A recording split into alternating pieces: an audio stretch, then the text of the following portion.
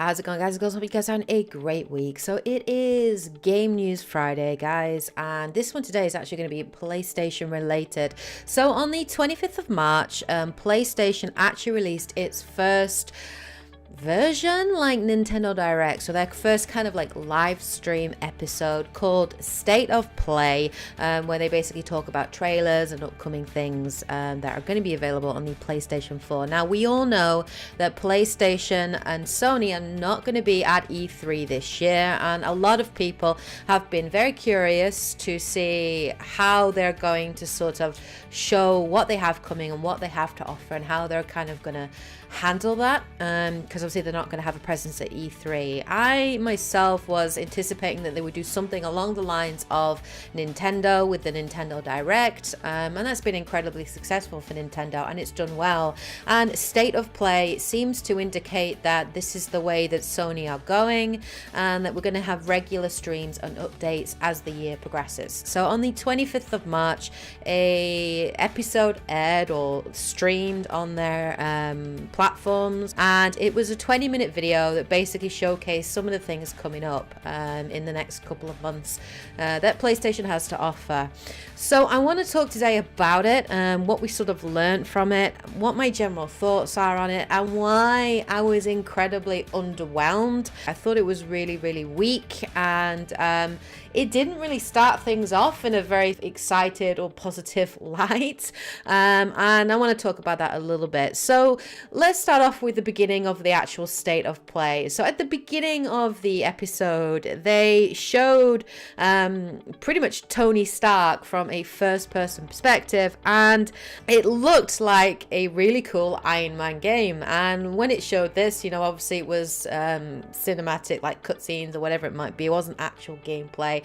I was like so freaking hyped when I saw this, because I was like, oh my god, are PlayStation gonna do a Marvel Iron Man game? Is this gonna be the Iron Man game that we've been waiting for? Is this gonna be what Anthem should have been, with a really good story combined with really good gameplay and everything? And I was super hyped, especially after how amazingly awesome Spider-Man was on the PS4. That was so good. So I was so hyped for another superhero themed game. And then, of course, they announced this was a VR game, and we got to see a little bit of gameplay, and I have never been so let down in my life. I was really disappointed. I was like, oh my god, this is amazing, and then boom, gut punch. Nope, it's actually a VR game. I don't have anything against VR, but a lot of VR games I've kind of felt a little bit like tech demos, and it's not really something I'm massively interested in or something I'm massively following.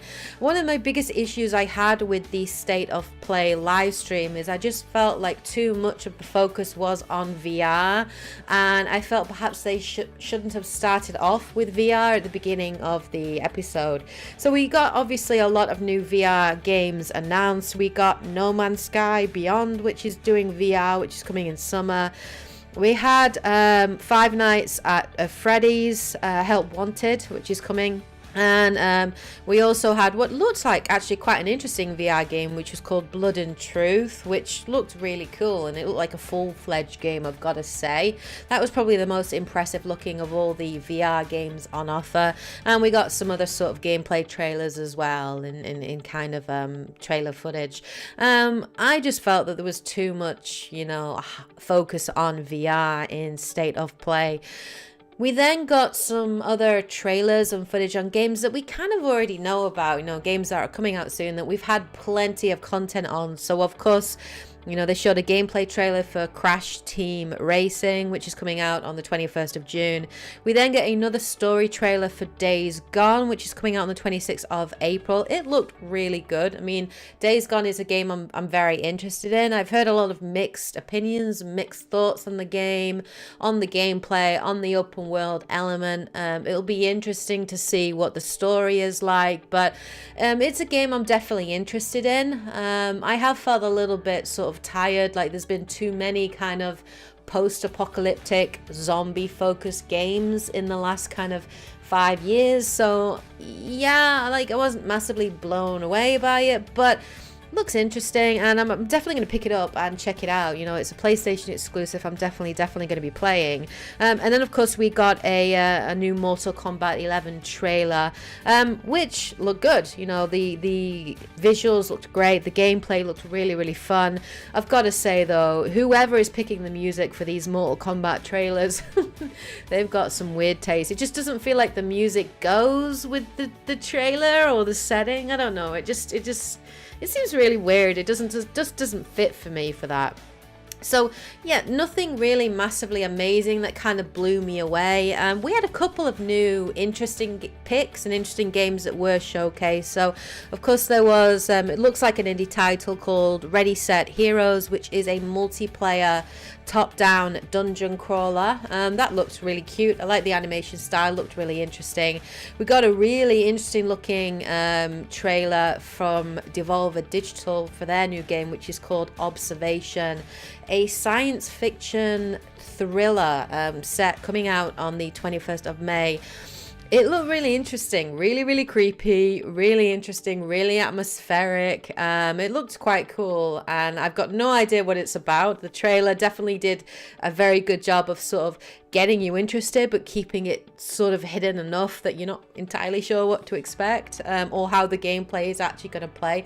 It looked like a movie trailer, for Christ's sake. This was like going to the cinema and watching a movie trailer. So it looked really interesting, and I do like Devolver Digital, so that looked kind of cool.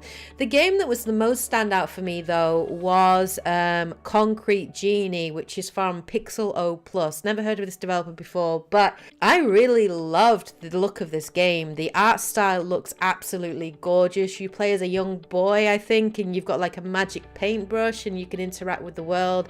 Love the art style. I thought it looked really interesting and really cool, and that's coming in fall 2019. So pretty much out of all the games, Concretegeni was the most interesting pick for me.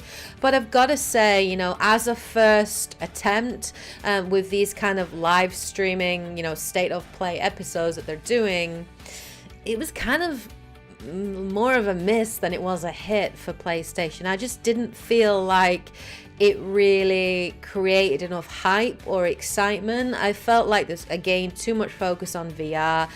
Sometimes I wonder if, you know, Sony really understands where the majority of its player base is. Of course, there are people that own VR, there are people that enjoy it, absolutely, and there are some really cool games on VR and some really amazing looking games. But I think the majority of gamers are interested in, you know, actual gameplay. What I really like about the Nintendo Direct streams is not only do they show gameplay and show trailer footage, but they actually have developers on the Direct actually talking about their games, and I really like that, rather than just having this kind of voiceover, this like narration or narrator's voice. It kind of loses something when you have that narrator's voice. It doesn't feel very genuine. It feels more like a sales pitch, and I don't know, I just didn't like the vibe that I was getting from it, and I just felt there was a lot missing. Obviously there was no Last of Us Part 2, there was no Death Stranding, there was nothing really new and big and exciting, or, you know, so it kind of just was very meh for me. So personally, I did find PlayStation State of Play first episode very underwhelming. So that's my take on it generally. What do you guys think of this first episode from PlayStation? Did you like it? Were you underwhelmed? What was the most interesting thing you took from it, and what were your thoughts on it generally? Also, let me know what your thoughts are on this new style that PlayStation is using to communicate with its fans and gamers. Let me know in the comment section below what you think of it, and what your hopes are for the future. What would you like to see from PlayStation? Let me know in the comment section below. Anyway, hope you guys are having a great week. Take care, and as always, happy gaming. Bye guys.